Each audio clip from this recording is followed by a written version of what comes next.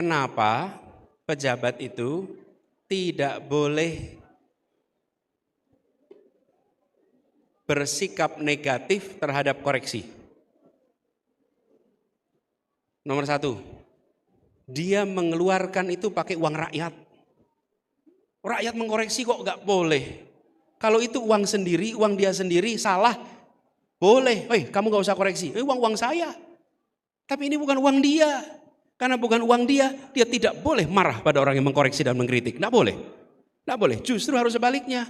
Ini adalah uang yang harus dipertanggungjawabkan. Karena itu kalau penganggarannya meleset, tidak sesuai, harus terbuka untuk koreksi. Dan bagi rakyat, jangan pernah takut untuk mengkritik. Jangan pernah takut untuk mengkoreksi. Jangan pernah takut. Jadi kalau Anda mengkoreksi dan diintimidasi, balas balik. Memang jenengan uangnya dari mana? Uangnya dari pajak saya, uangnya dari pajak kita semua. Saya berhak untuk mengkoreksi, saya berhak untuk mengkritik. Karena uang yang Anda pakai untuk buat kebijakan adalah iuran dari rakyat Indonesia. Iya, nggak boleh. Jadi buat teman-teman, apalagi kalau mahasiswa, Anda harus kritis. Kritis. Kalau mahasiswa memuji, nggak menarik. Mahasiswa itu bagian mengkritik, nggak apa-apa.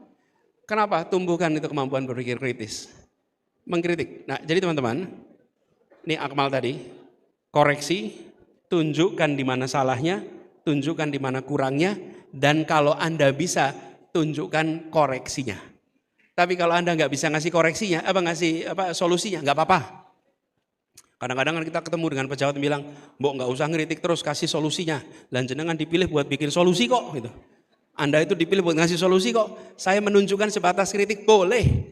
Bagiannya mereka yang buat solusi. Bagian rakyat menyampaikan sampai kritik saja, nggak apa-apa, cukup. Sehingga teman-teman, kita akan bisa mengkoreksi. Kenapa sih di pemerintahan itu selalu harus ada? Kalau naik mobil, kalau Anda pernah nyetir, ada namanya front view, pandangan ke depan. Terus ada namanya pandangan ke belakang, namanya pakai kaca spion. Pertanyaan, apakah pandangan ke depan dan kaca spion sudah memberikan informasi 360 derajat? Ada namanya blind spot, ya kan?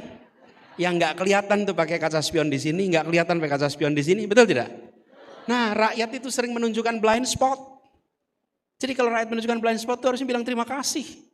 Bukan kemudian malah protes. Jadi Akmal, kalau ada kebijakan yang meleset, termasuk MBG, sampaikan kritiknya, sampaikan koreksinya, tunjukkan di mana salahnya, biar pemerintah nanti mengkoreksi.